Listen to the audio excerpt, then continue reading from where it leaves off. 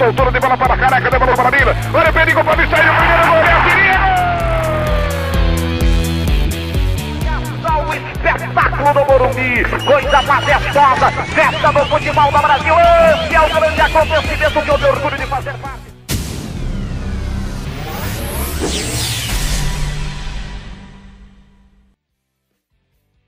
Dividida.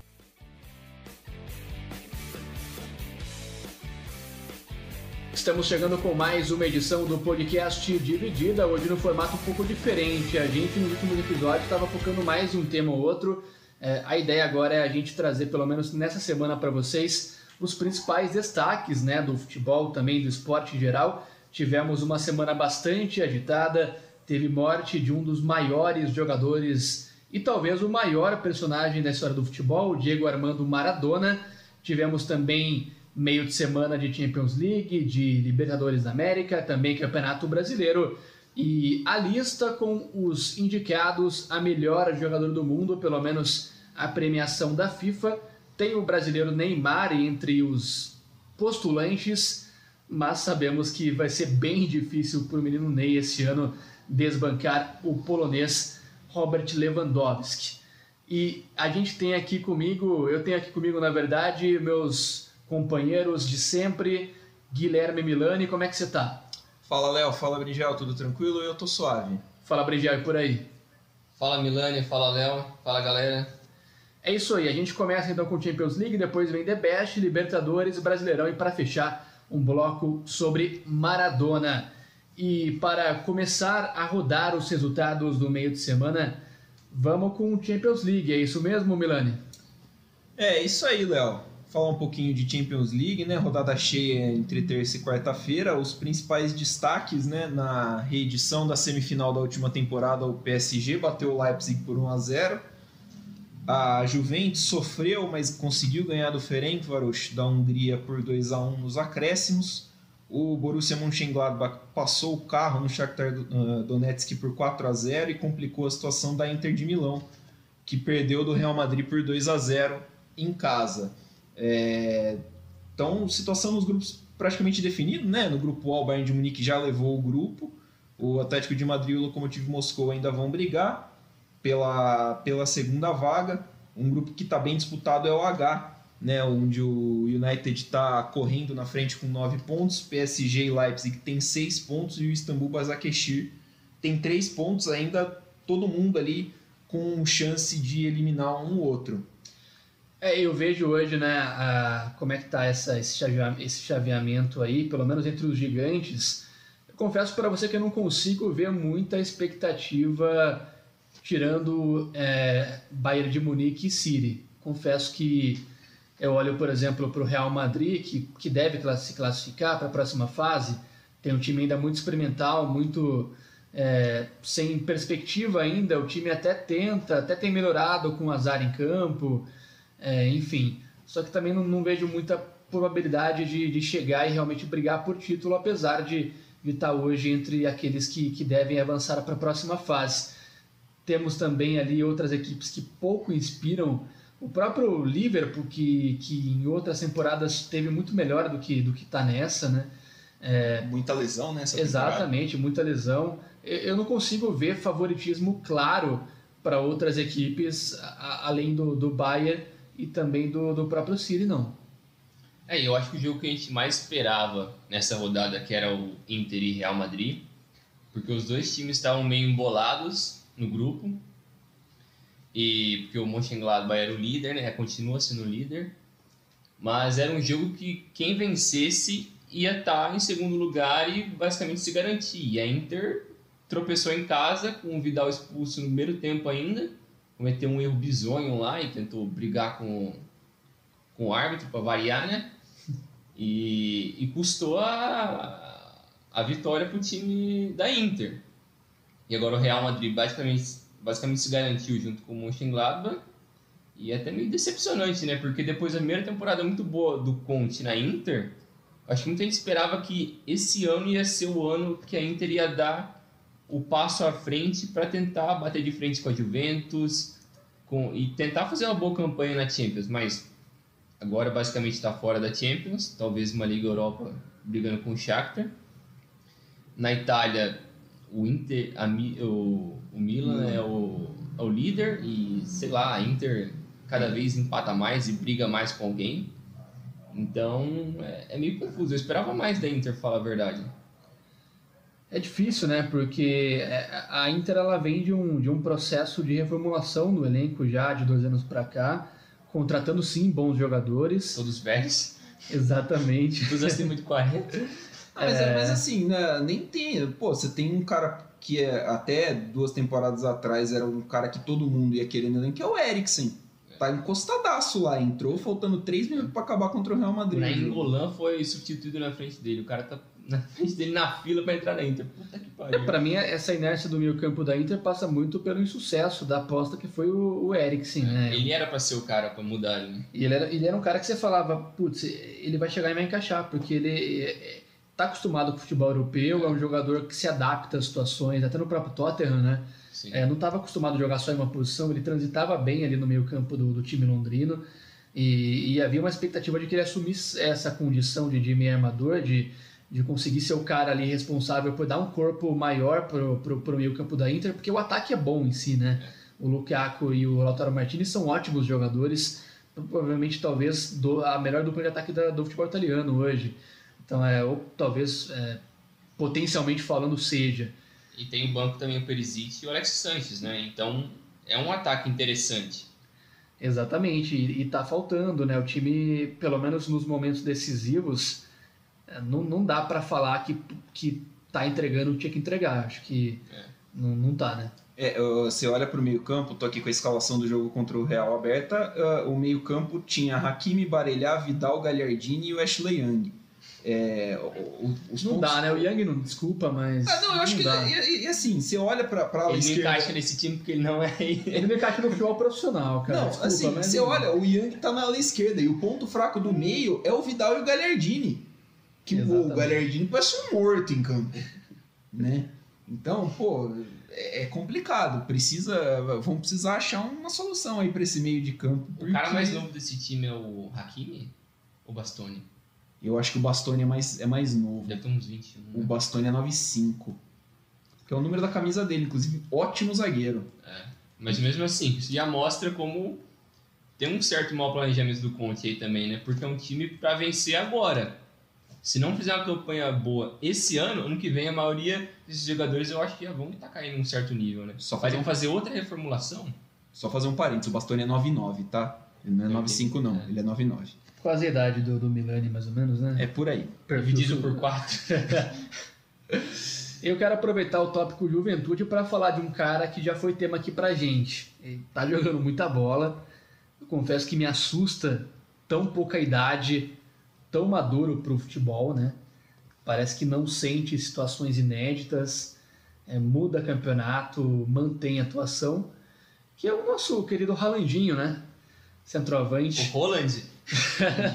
o Majin Buu norueguês. O famoso craque Netherland. É um cara que tá muito bem, né? Já muito novo.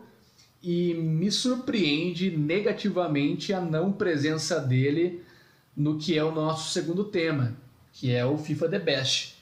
FIFA anunciou aí os jogadores indicados ao prêmio de melhor do mundo, tanto no masculino quanto no feminino. Entre os 10 jogadores, pasmem, temos Sérgio Ramos, do patético Real Madrid, da temporada de 2019-2020.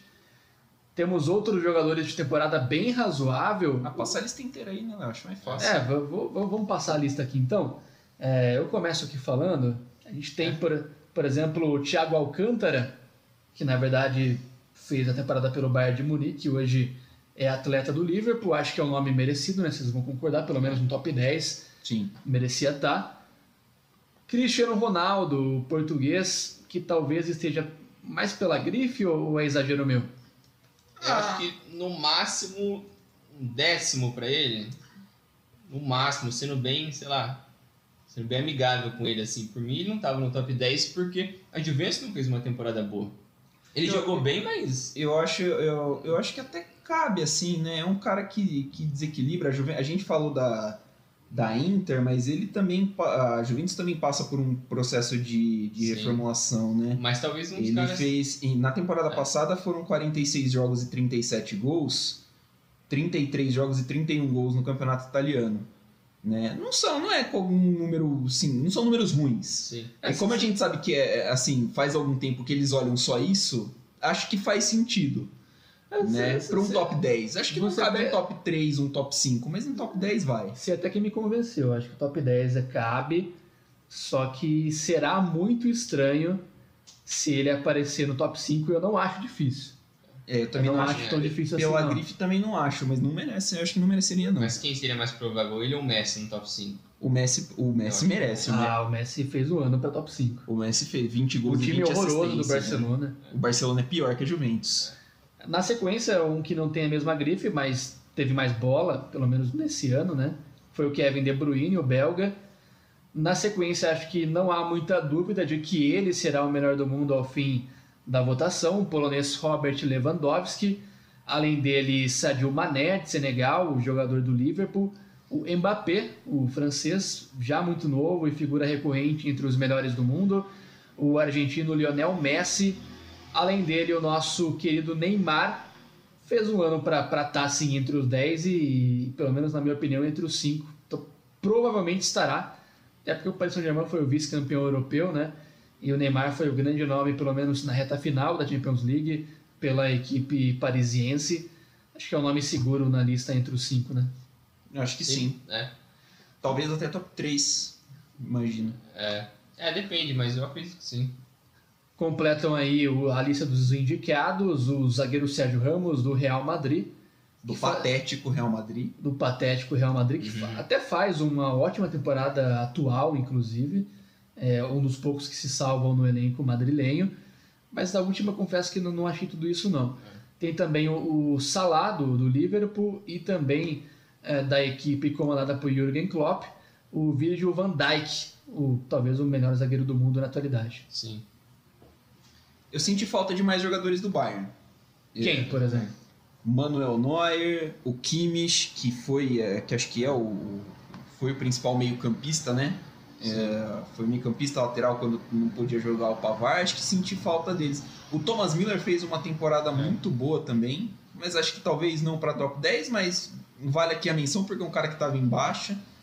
E para um time que dominou, né, dominou o campeonato alemão, o futebol alemão, acho que até com uma certa tranquilidade a mais do que costuma fazer, e também a Champions League, a fase final que aconteceu em Lisboa,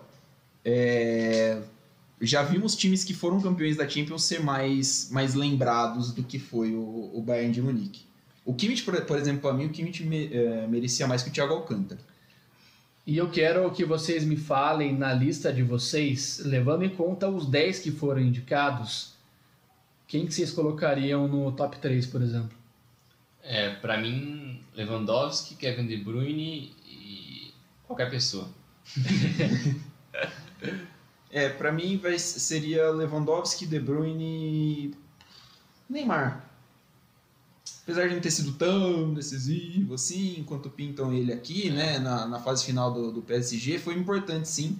Fez uma boa temporada quando ele esteve saudável. O problema no PSG tem sido ele ficar saudável, mas ainda assim acho que ele foi mais decisivo do que o Mbappé quando precisou. Assim, a bola ia pro Neymar, né? Como é normal, mas era o Neymar o ponto de referência e ele acabou correspondendo bem. Então acho que fica ele assim, mas com uma certa distância, né? Porque jogou menos bola que o De Bruyne e o Lewandowski. Eu tava pensando aqui, será que não cabia nesse top 10 um jogador do Borussia ou da Atalanta?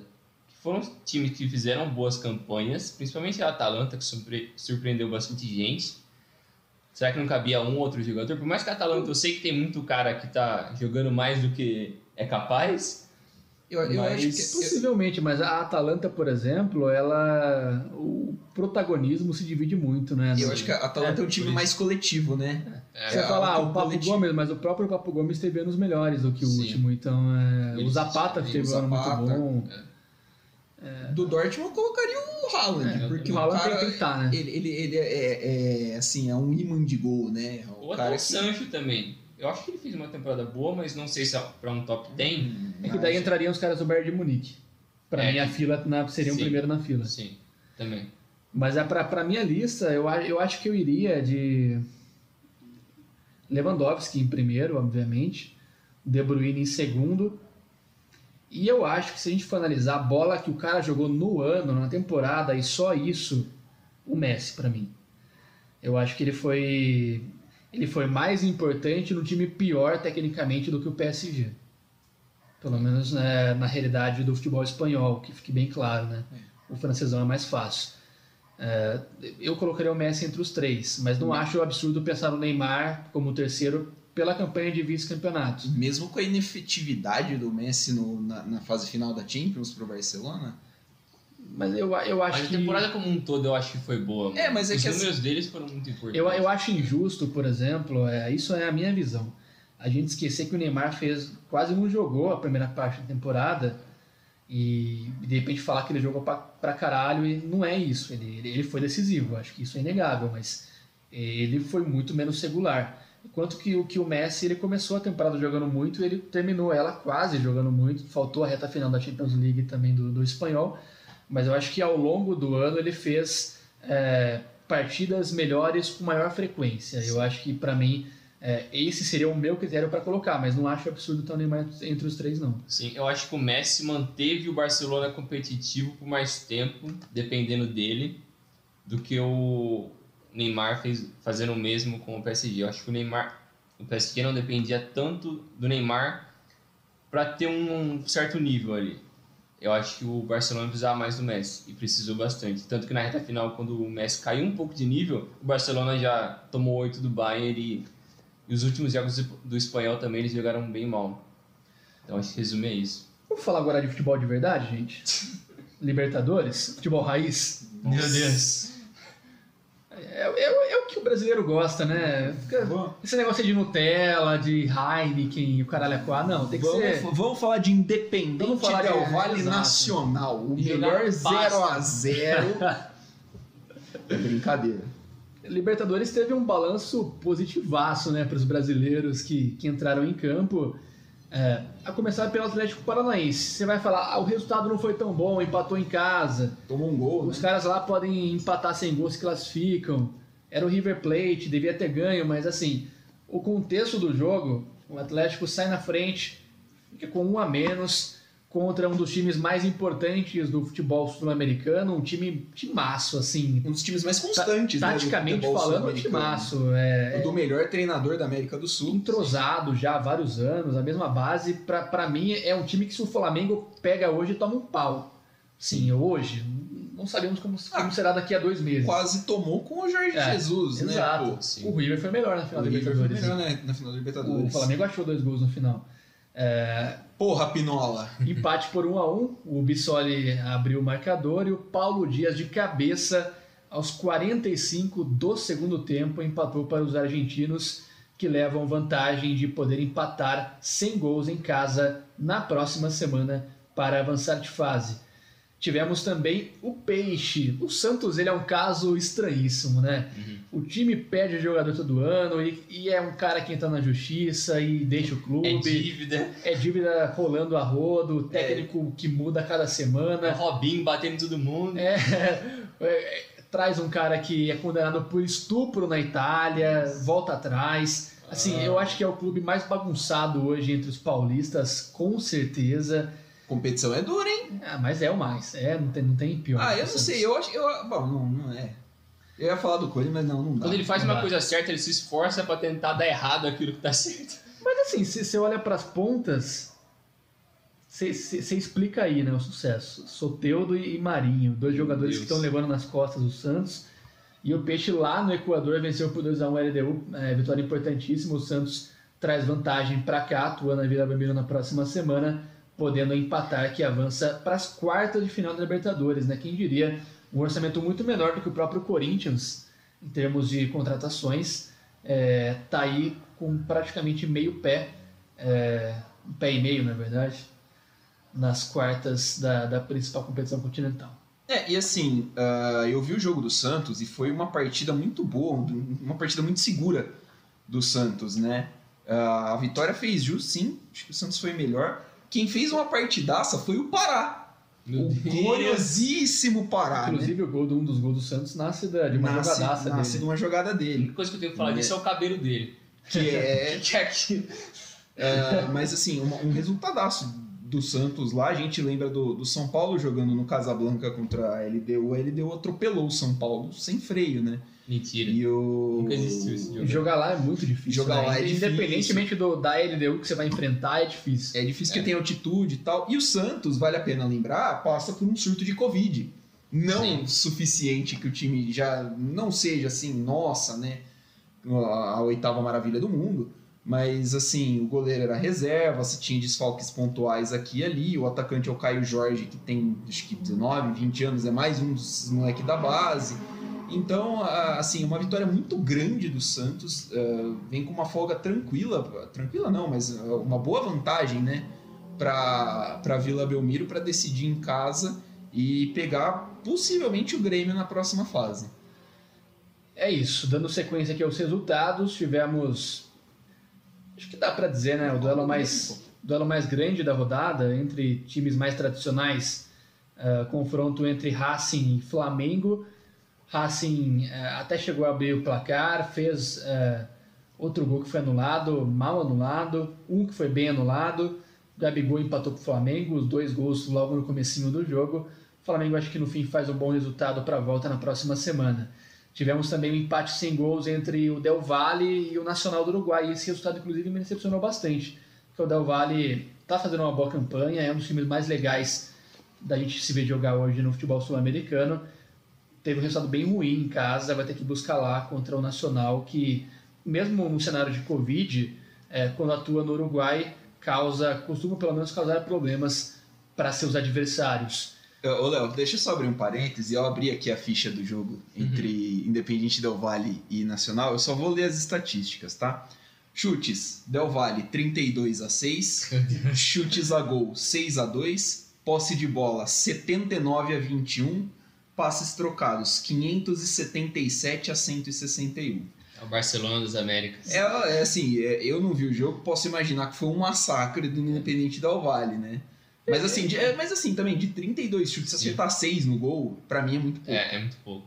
É como se estivesse rodando a bola. É um time do Diniz. Então, vamos supor que se fosse no FIFA, você ia ter que pôr os caras para treinar a finalização a semana inteira, entendeu? E você ia ter tomado um gol no final. Exato, handicap ia pegar. Tivemos também, quem diria o Palmeiras, hein? Palmeiras que até pouco tempo atrás a gente colocava pouquíssima perspectiva, com o gloriosíssimo Luxemburgo. Foi mudar de técnico.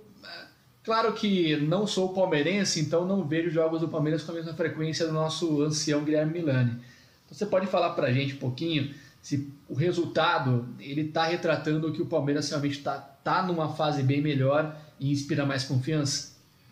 Se você levar em consideração que o Palmeiras levou um catado pro Equador, pô, tranquilo. Foi um bom resultado, foi uma boa partida, foi um resultado seguro. Só para lembrar, Palmeiras 3, Delfim 1. 3-1. Assim, o Delfim praticamente não levou perigo pro Palmeiras durante o jogo. Foi só depois que saiu o terceiro gol, que aí o Delfim veio para cima, procurou espaços, deu um pouquinho de trabalho pro Everton. Mas foi assim, um bom resultado de um Palmeiras bem esfacelado ainda por causa da Covid, por causa de lesão. Então, o começo de trabalho do Abel Ferreira é muito bom. Ele está recuperando jogadores como o Rafael Veiga, né, que não jogou, mas está fazendo boas partidas. O Ramires fez uma boa partida, deu uma assistência apesar do gol contra. Ele fez, acho que a melhor partida com a camisa do Palmeiras, foi a última, né? Ele teve o contrato rescindido hoje, deve assinar com o Cruzeiro. Então, até o Lucas Lima tá jogando bem, né? Então acho que a mudança para um técnico de verdade fez muito bem para esse ambiente do Palmeiras. Então, talvez o cara que personifique essa mudança é o Rony. Claro que ele já vinha numa evolução antes, mas ele é um cara que, assim, há 3 meses atrás, palmeirense queria chutar ele do clube. E hoje ele é o jogador com mais participações em gols na Libertadores. É bizarro porque na Libertadores ele joga muito bem. É inexplicável. Ele é o líder de assistências da Libertadores. Ele é um dos principais marcadores do time já na Libertadores. Ele fez um gol. Ele fez um gol e deu 2 assistências contra o Delfim, inclusive. Então é um cara que parece que tá crescendo muito, principalmente nessa competição. Tivemos também, não importa muito, né, a vitória do Libertad do Paraguai sobre o Jorge Wilson, vamos passar batido aqui, vamos pro jogo do Grêmio? Foda-se o Libertad. Tiveram que teve gol de Oscar Otaquara Cardoso. Aquele? Ou interminável. Importante lembrar. Seu conterrâneo? Não.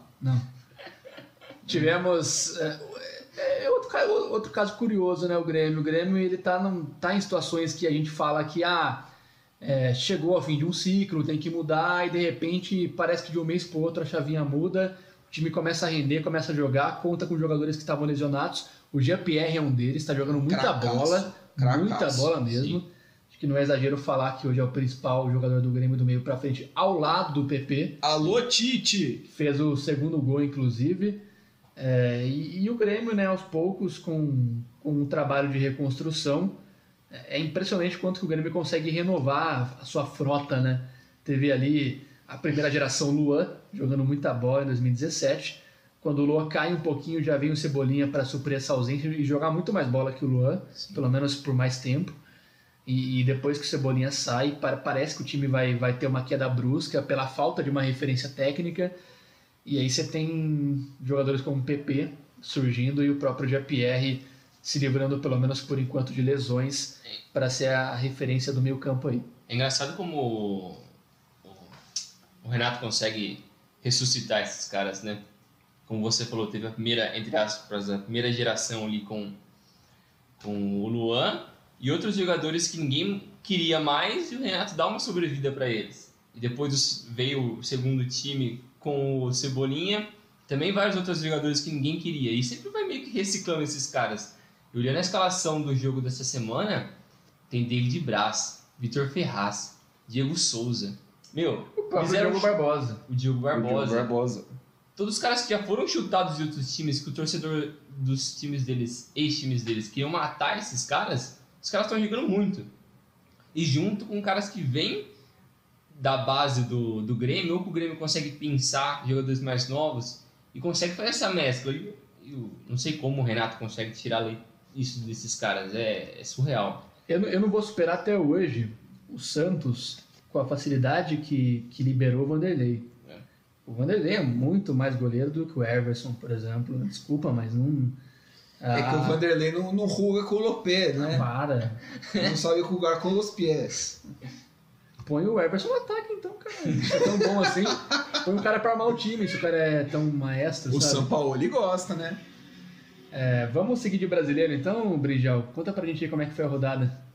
Nessa rodada no meio da semana foram 3 jogos dessa rodada e um atrasado, que era o do São Paulo com o Ceará, que empatou em 1-1, né? O Atlético Mineiro ganhou do Botafogo por 2-1, o Atlético Goianiense ganhou do Sport nesse jogo maravilhoso, eu tive o prazer de não assistir esse jogo. Não foi tão bom, não. E... Você quer ver um jogaço? Coritiba e Corinthians. Nossa, eu prefiro um tiro no saco. Para os amantes do futebol, foi uma quarta-feira à noite inesquecível. Meu Deus do céu. E teve o Fortaleza e Goiás também, que foi outro que... Não importou muito. Não muda nada. Essa rodada foi meio estranha, porque foi no meio da semana, não foram todos os times que jogaram, alguns Libertadores, então o pessoal não deu muita atenção para essa rodada, mas foi importante porque tinha 2 times da parte de cima da tabela, né, o São Paulo e o Atlético. O Atlético fez a parte dele, o São Paulo, não. Um pouco de polêmica, mas não fez a parte dele, né, Diniz? Caramba. E... não é o Diniz que perde a bola na frente da área, irmão. Porra, ele que seleciona os filhos da puta pra jogar, cara. Mano, mas você reclama com o Pablo, velho. O cara vai querer... O cara perdeu uma bola ali na frente da área. Que tira o Pablo, caralho! Mas ninguém mandou escolher ele. Lazarento, não consegue nem chutar a bola, velho. Todo mundo já sabe disso. Lembrando que é o atacante que vale mais de 30 milhões de reais. E o Léo Pelé também, mano. Você confia no Léo Pelé, velho. Não, o ser humano que tem a ousadia de permitir utilizar Pelé no seu nome... É que ele não quer, né? Quem usa é a imprensa, né? Ele não quer que use. Esse é o problema, né, caralho?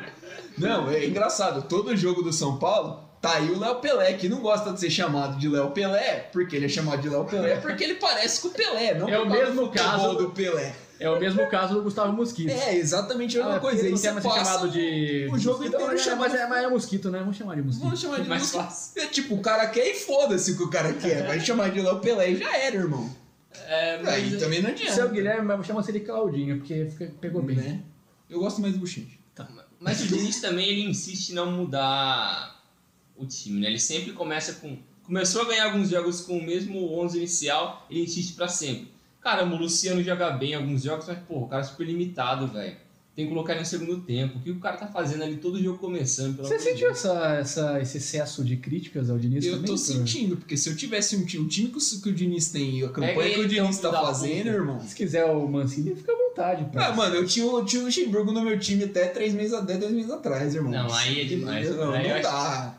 Sabe, eu acho que o trabalho do Diniz no São Paulo demorou pra deslanchar, tá deslanchando de uma forma muito Já positiva. deslanchou? Ah, pelo amor de Deus, Brinjal. O São Paulo tá brigando em 2 títulos que sei lá, quando parou o futebol com pandemia, ninguém imaginava. Mas eu acho que o elenco já é bom. Eu não acho que nem tanto o mérito do Diniz, e sim na qualidade, entre aspas, do elenco. Que se você pensar a nível nacional, é um top 3, top 4 de elenco no Brasil. Talvez entre Flamengo e Atlético. Não. Palmeiras junto nessa sacola aí. Flamengo, Palmeiras, Atlético, depois o São Paulo. E assim, tranquilo. Tá, mas eu acho que é um nível parecido, não é? O São Paulo, eu acho que o São Paulo tem uma galera boa, tem tipo vamos chamar de 11 inicial, tem um 11 inicial muito sólido e passou disso daí, não tem peças, a distância de qualidade é muito grande, que é uma distância que você não vê, por exemplo, no Flamengo, talvez no Atlético Mineiro e nem no Palmeiras. É, por isso tem banco, né? Mas acho que é o principal. O São Paulo, se perder alguns jogadores, por exemplo, se você perder um cara que nem o Brenner, o substituto dele é o seu amado e querido Pablo, né? Ex-Real Madrid. Ex-Real Madrid, vale a pena lembrar. Temos jogadores que passaram pelo Real Madrid.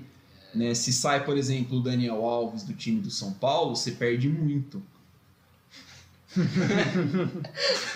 Lembrando que esse podcast ele também é um stand-up comedy, partes dele.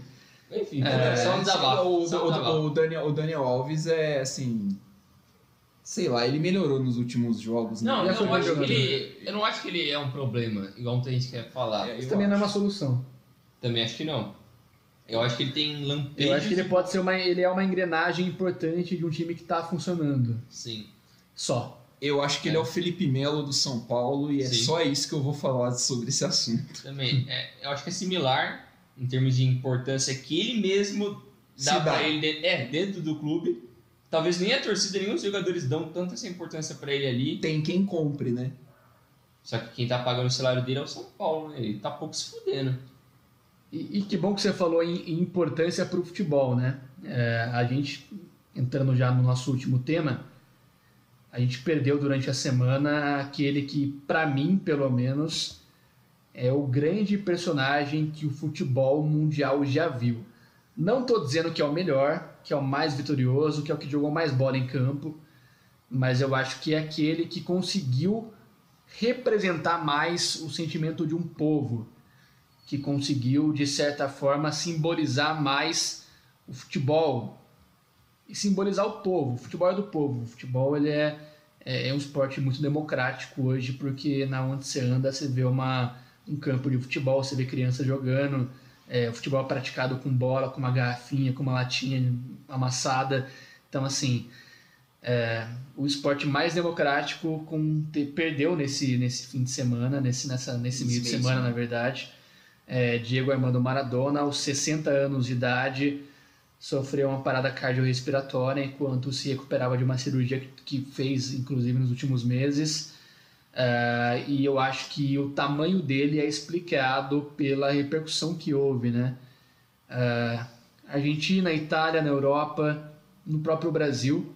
Nunca achei que eu veria um estádio de futebol do Internacional se pintando de azul e branco para homenagear um jogador que defendeu a sua carreira toda a seleção argentina, que tem as cores azul e branco. Nunca defendeu o Inter. Azul e branco, que também é Nápoles. Nunca passou pelo Inter. Não tem relação nenhuma com o Inter, né, na verdade. Exatamente. E foi embora, né? Foi embora de maneira repentina, muito novo ainda, apenas 60 anos de idade. E eu queria que vocês discorressem sobre, pelo menos, a gente não viu o Maradona, né? Não dá pra gente ser hipócrita aqui e começar a analisar ele em campo, como é que ele jogava taticamente, como é que ele impactava as equipes em que ele jogava, porque a gente viu lances e viu recortes vitoriosos da carreira dele. A gente não conseguiu ver a carreira como um todo pela limitação da gente ter nascido um pouco depois, né? Como é que vocês, e depois eu vou falar também, viram essa repercussão e o tamanho que vocês enxergam que o Maradona teve pro futebol?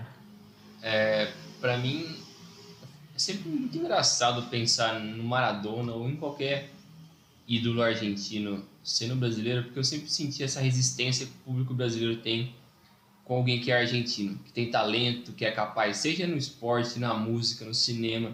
Tem tanta coisa importante que vem da Argentina e o brasileiro menospreza o argentino e o talento é capaz do argentino só por ele ser argentino e ter a rivalidade com o futebol. É um negócio tão, de certa forma, estúpido, porque você menospreza a capacidade de tanta gente que fez coisas incríveis para a humanidade, que ajudou tanta gente de inúmeras formas. E como o Léo falou, a gente não assistiu o cara jogar.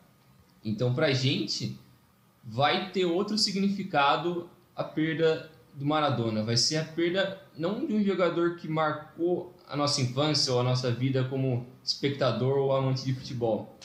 Mas, pra mim, pelo menos, é engraçado porque ele sempre foi um personagem muito incrível e, pra mim, a passagem dele pelo Napoli mostra o quanto ele era um cara idolatrado pelo povo e na região de Nápoles. Para quem não conhece, uma das regiões, não digo pobres da Itália, mas para quem vai mais para o sul, é uma das regiões que, mal comparando, é como se você fosse um pouco mais para o nordeste do Brasil, onde tem população um pouco mais simples, é mais quente. Então o pessoal é mais caloroso, é diferente.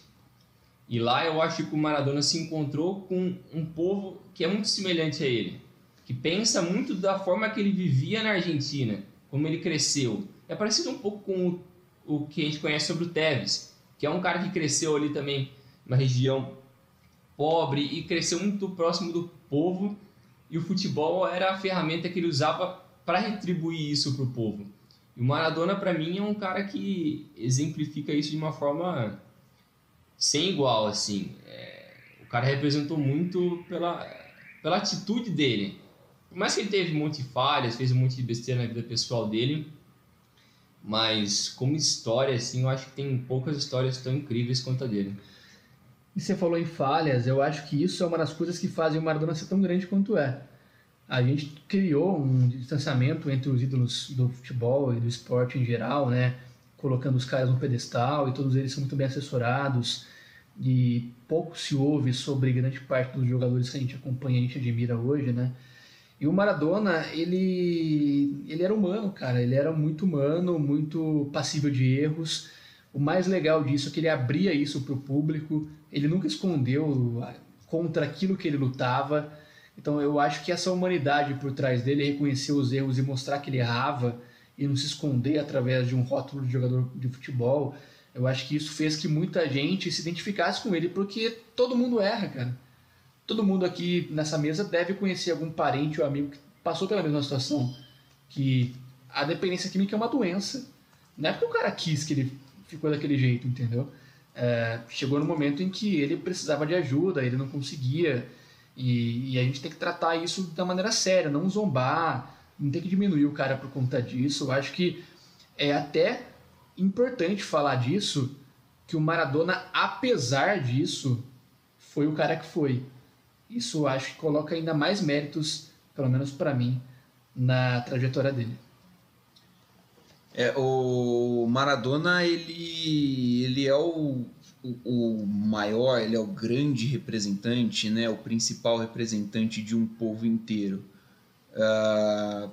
Quando eu falo disso, não me refiro às vezes nem a Argentina, mas a América Latina como um todo, né, que se via representada naquele cara. A carreira dele sempre foi essa questão, sempre jogou ele num protagonismo muito parecido com Davi versus Golias, né? De nascer no bairro pobre da Argentina, de passar as necessidades que um bairro pobre te jogam desde da idade mais tenra, a não ter, por exemplo, o fenótipo, a cara do argentino europeu, né? O Maradona durante muito tempo foi chamado de índio de forma pejorativa porque ele tem traço indígena, né? E o apagamento cultural indígena na Argentina é até mais forte do que aqui no Brasil. Então é um cara que sai do povo, vai para um time de menor expressão como é o Argentinos Juniors e vai subindo, né? Vai crescendo na carreira, Boca Juniors e aí para o Barcelona, e no Barcelona acontece a primeira queda, né? Ele não tem uma passagem muito brilhante por ali.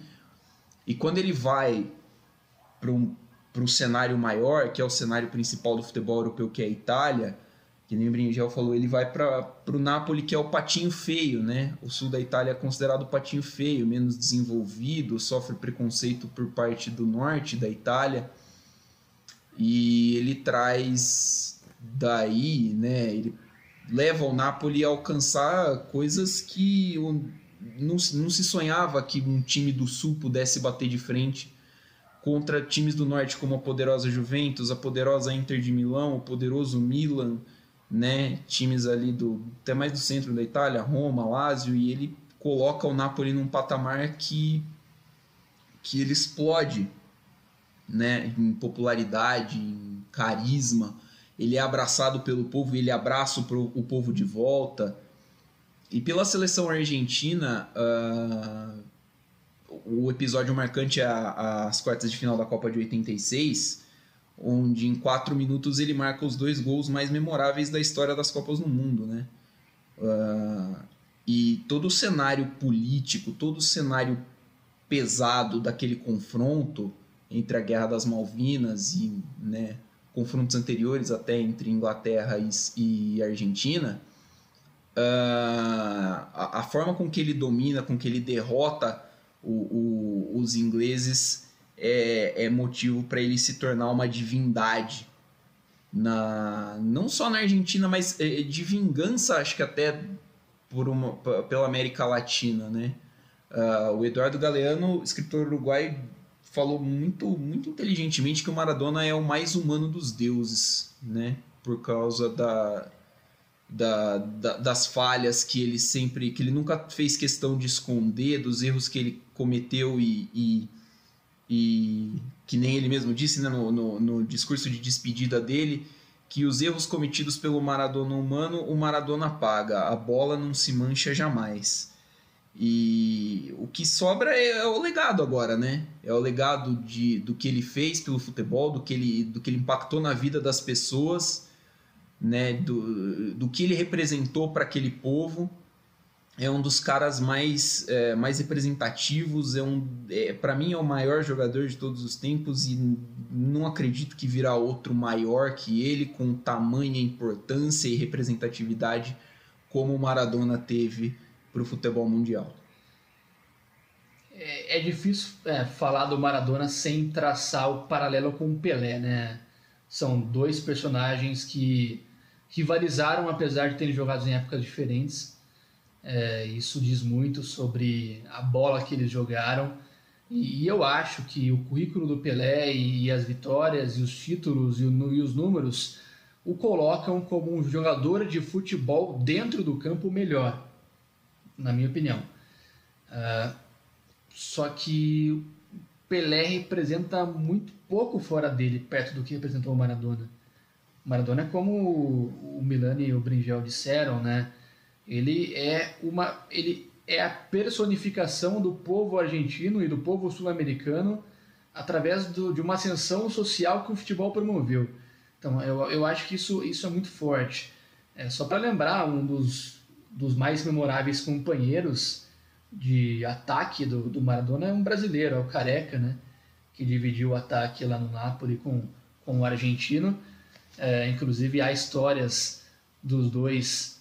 Careca que mora em Campinas, pelo menos tem residência em Campinas, e em outros locais também.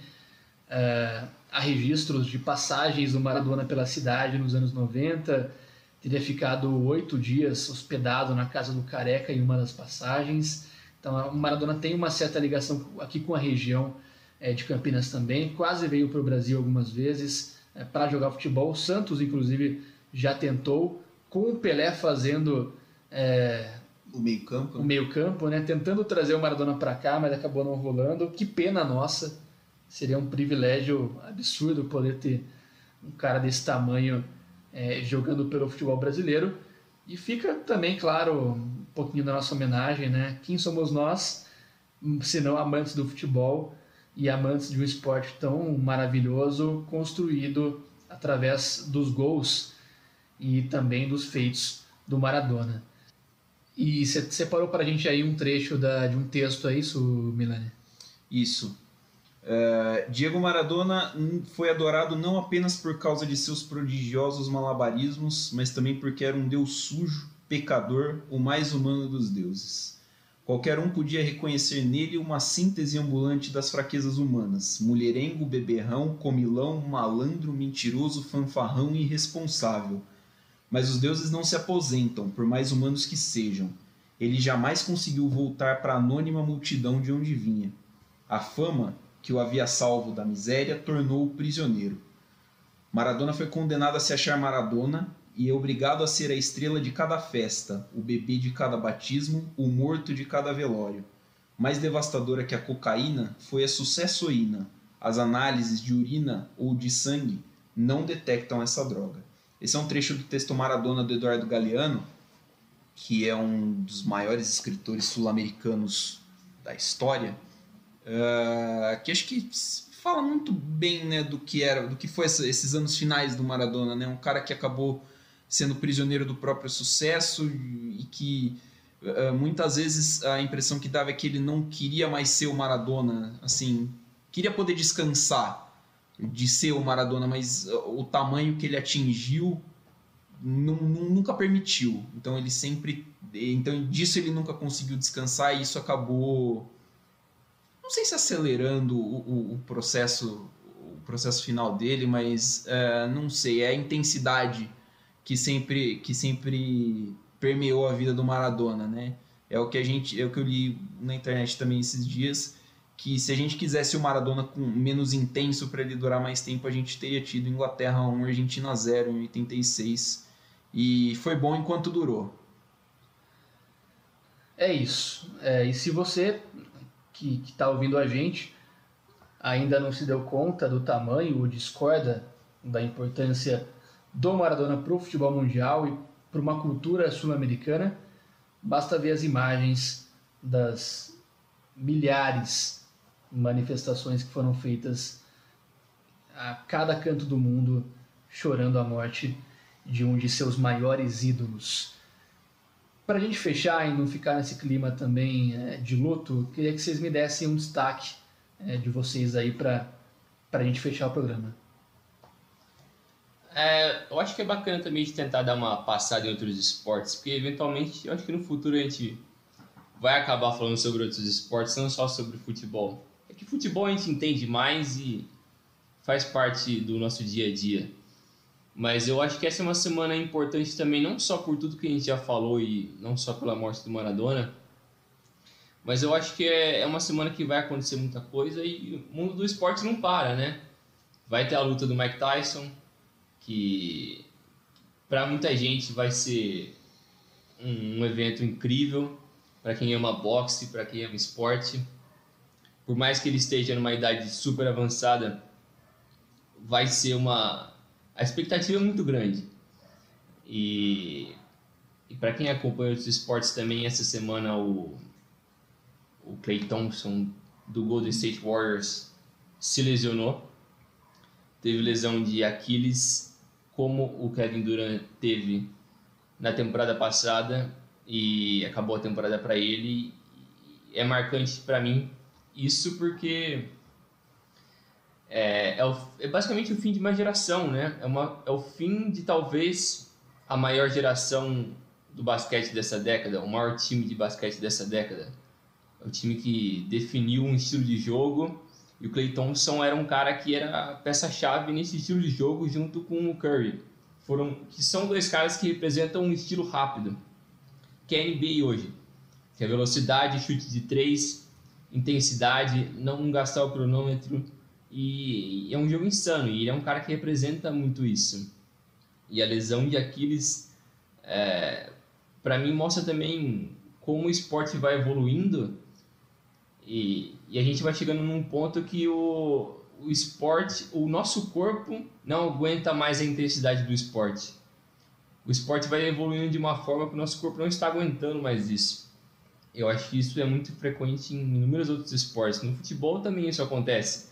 Porque a velocidade do jogo agora é muito maior. Agora os caras correm 11, 12 km por jogo. Uma velocidade incrível. Há, sei lá, 20, 30 anos atrás os caras corriam 7, algo assim. Acho que até menos, né? E eu acho que é importante, eu acho que até é válido para outro programa a gente aprofundar nisso, mas eu acho que é bacana a gente analisar como o mundo do esporte está caminhando para um nível quase que tecnológico. Está deixando de ser só o humano, mas sim a tecnologia sendo o humano sendo independente da tecnologia, porque o corpo não está mais aguentando. E eu acho que no beisebol, que pelo menos para mim que sou um fã de beisebol, isso é muito frequente já. Os jogadores fazendo cirurgia de Tommy John, que para quem não conhece é a cirurgia que você pega um tendão do joelho e coloca no cotovelo. Você tem que ficar basicamente uns 6 meses com o braço meio Imobilizado, né? imobilizado É quase um L, né, que faz o braço. Ele fica meio suspenso, assim, né? Você tem que ficar todo durão por um bom tempo e demora quase 18 meses para você voltar a jogar. E às vezes você não...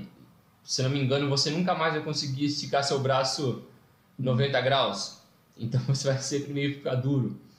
E é algo que é super comum. Tem agora, num passado mais recente, inúmeros jogadores que têm, sei lá, 2 Tommy John na carreira. Então é algo que fere a qualidade do esporte, né? O espetáculo que a gente sempre quer ver com os melhores jogadores, o melhor nível do talento, todo mundo jogando no mais alto nível, agora está tendo um prejuízo muito grande no corpo das pessoas, né? Isso aí que o Brinjal falou, cara, será que a gente está ultrapassando o nosso limite, né? Será que o limite físico... Não sei se o limite físico, mas assim, limite físico e técnico sempre andaram muito juntos. Se um abrir uma grande distância do outro, se o limite técnico passar muito do limite físico e o limite físico não conseguir acompanhar, acho que a gente vai começar a ver mudanças muito drásticas em alguns esportes daqui pra frente, né, cara? Sim.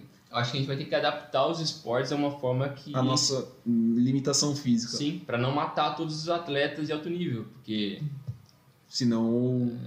senão não vai ficar ter sem como. o esporte. Eu acho que isso já acontece. Eu acho que no futebol, por exemplo, o talento, por si só, é segregado. Você tem uma infinidade de exemplos de jogadores tecnicamente muito diferenciados que não conseguiram render a nível profissional. O exemplo brasileiro mais interessante é o Ganso. A gente tem outros também. O próprio Ronaldinho declinou muito cedo. Mas aí acho que foge um pouquinho, porque assim, não é exatamente por uma questão física, não é porque o cara tipo, arrebentou um tendão ou o cara simplesmente não consegue acompanhar a fisicalidade do jogo, entendeu? Mas eu acho que... isso também passa por processos psicológicos, que também acho que é outro pilar importantíssimo. Sim. Mas para mim é a falta de comprometimento com a própria carreira que faz com que o cara fique num abismo físico para quem está jogando bem. Então, não sei, eu acho que é um pouco disso. Para você dar certo hoje no futebol, tem que ser bitolado, cara. Tem que ser um Cristiano Ronaldo, tem que ser um cara que é um atleta. Não tem espaço para um cara minimamente baladeiro. Eu acho que um exemplo disso é você ver como tá os caras do Bayern de Munique, né? O Coutinho voltou trincadaço do Bayern de Munique. O Goretzka aumentou de tamanho, assim. O cara parece aqueles canguru de vídeo que dá porrada nas pessoas. Mas eu acho que isso, principalmente no futebol, ele funciona mais como um filtro, né? Porque ele filtra esses jogadores que têm um certo nível de talento, só que eles não querem se esforçar. Então esse cara tem um ou outro ano de bom nível, depois ele cai, ele não consegue se manter em bom nível. Então já funciona como um filtro. Eu acho que o que eu tava falando no início é diferente porque, pelo menos, eu não vejo tanto essa evolução física no futebol a ponto de estar prejudicando o nível do jogo quanto em outros esportes. E prejudica entre aspas porque o número de jogadores é muito grande, né? Mas o basquete tem muita lesão, no beisebol, meu Deus do céu, nem se fala. Por mais que seja um esporte quase sem nenhum contato, intensidade mínima, os caras vivem se machucando. Hockey, então, meu Deus do céu, os caras se machucam toda semana. Então, ou você adapta o esporte, ou eu não sei como adaptar o corpo a um outro nível. Porque já, sei lá... Só se criar, tipo, super-humanos, né? Sim, todo mundo robô. Né? Só fica o cérebro do cara, coloca dentro de um robô e... Todo mundo joga videogame, né? Mais fácil. Bom, o destaque que eu vou dar, não sei se é bem um destaque, né? A Fórmula 1 chegou no Bahrein, estamos gravando na sexta, 27/11, a Fórmula 1 chegou hoje no Bahrein, vai ficar 2 semanas lá, né? Tem corrida esse fim de semana no circuito, no traçado comum do circuito de Sakir. Semana que vem, no domingo, que é dia 6. Domingo, que é dia 6, vai ter a corrida no circuito do Anel Externo. É uma oportunidade para a gente ver um circuito, um traçado totalmente diferente do que a gente costuma ver na Fórmula 1, né? Apesar de ser não é exatamente um oval, mas é um circuito que acho que mais se parece com um oval, né? É a volta de fora. O circuito, apesar de tudo, tem 11 curvas, mas a projeção é que os carros virem menos de 1 minuto por volta. Os carros da Fórmula 1 na atual regulamentação são muito rápidos, então acho que vale por essa curiosidade. O campeonato já está decidido, né? O campeonato de construtores já está decidido, a Mercedes foi campeão, o campeonato de pilotos também já foi decidido, o Hamilton foi campeão na Turquia. Mas sempre vale, a briga pelo meio do grid é interessante, é bacana. E é um divertimento, não é tão cedo, é meio-dia a corrida, já não precisa acordar tão cedo para assistir, então acho que vale aí como dica. Beleza. Acabamos por hoje? Acho que por hoje é só. Valeu, Milani. Até a próxima?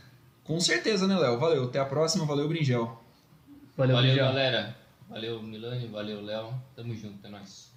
Tamo junto. Isso aí. Essa foi mais uma edição do Podcast Dividida. Muito obrigado a você que teve a paciência de acompanhar a gente aí durante essa 1 hora. Muito obrigado, claro, pelo feedback, pela audiência de sempre. Lembrando que você pode nos ouvir pelas mais diversas plataformas de streaming e de áudio, claro, também de vídeo. E também tem as nossas redes sociais através do Instagram, que a gente, claro, vai deixar aí para vocês. Instagram, Twitter, @DivididaPodcast. Facebook também, facebook.com/DivididaPodcast.